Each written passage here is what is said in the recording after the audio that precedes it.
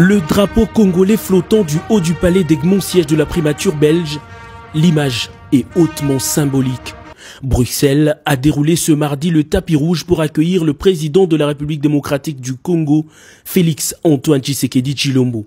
En première ligne des officiels, le Premier ministre belge Charles Michel qui, après une chaleureuse accolade, a conduit le chef de l'État congolais devant les troupes pour une parade d'honneur.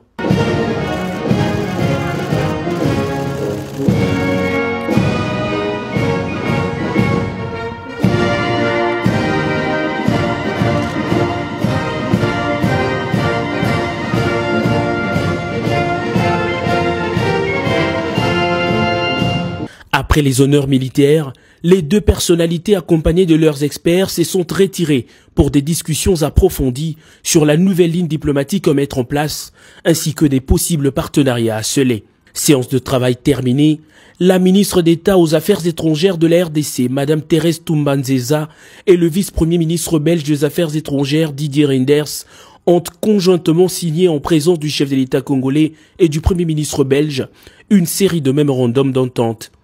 Il s'agit notamment d'un document autour du domaine des affaires étrangères, d'un autre pour les ministères des Finances dans lequel une possibilité de formation des douaniers serait envisagée et d'un tout dernier sur le renforcement de la coopération diplomatique entre les deux pays.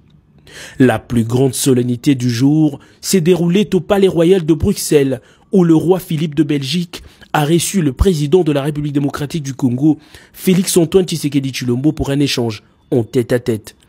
Après plusieurs minutes d'entretien, le roi et le président de la République rejoignent leurs épouses pour la séance photo qui a précédé la signature du livre d'or dans la salle Empire du palais. Le couple royal a ensuite convié ses hôtes à un déjeuner offert en leur honneur au salon blanc du même palais.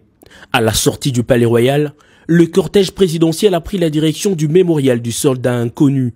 Sur place, le 5e président de la RDC s'est incliné devant ce symbole de la bravoure de militaires belges, aux côtés desquels ont évolué quelques anciens combattants congolais, liant ainsi l'histoire de la RDC à celle de la Belgique. Ce solennité organisée en l'honneur du président congolais traduit la volonté de la Belgique à renouer les liens diplomatiques avec son ancienne colonie, aujourd'hui plus que jamais État souverain, la République démocratique du Congo.